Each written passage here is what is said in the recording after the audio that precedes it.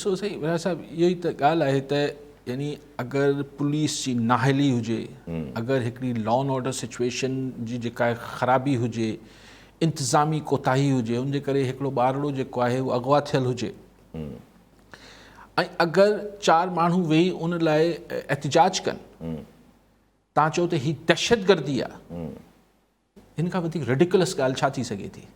आउं त हिते ॿियो छा चवां?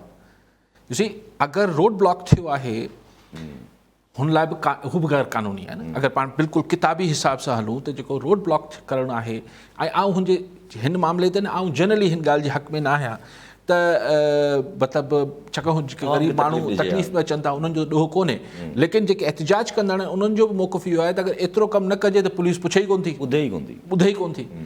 त भाई अगरि हिननि इहो गैर क़ानूनी कमु कयो, मिसाल कानून जी किताब मूजिबि जो हुननि रोड ब्लॉक कयो त ओतिरो केस कयो न। तव्हां दहशतगर्दी गद्दारी के मज़ाक सम्झो आहे छा? मज़ाक आहे छा? तॾहिं त थिए थो त जेको हीनियस क्राइम आहे न, गद्दारी दहशतगर्दी। अॼु इलेक्शन कमीशन चए थी इमरान ख़ान जे जवाब में त कंहिंजे चवण सां जेको आहे को गद्दार नथो थी वञे। शुक्र अल्हम्दुलिल्लाह असांजा इदारा चवनि न इहा ॻाल्हि त सिर्फ़ु कंहिंजे चवण सां को गद्दार नथो थिए, इल्ज़ामनि सां गद्दार नथो थिए, साबितियूं खपनि।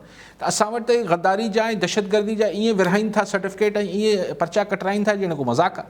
आई थिंक ॾिसो कंहिं शइ जी को क़दुरु मंज़िलत रखणु खपे, इल्ज़ाम बि ओतिरो हणणु खपे जीअं मतिलबु तव्हांखे हुननि खे मूं चयो न अगरि हुननि को गैर क़ानूनी कमु कयो आहे त जेतिरो कयो आहे ओतिरी FIR कटियो न। इहा छा आहे? दहशतगर्दी छा आहे? कहिड़ो हुननि जेको ख़ुदा न ख़ास्ता हुते फायरिंग कई या माण्हू मारियऊं या को माण्हू मारण बि मैनस्लॉटर आहे न, क़तल जो ॾोह कयो अथसि न अगरि कंहिं कयो आहे।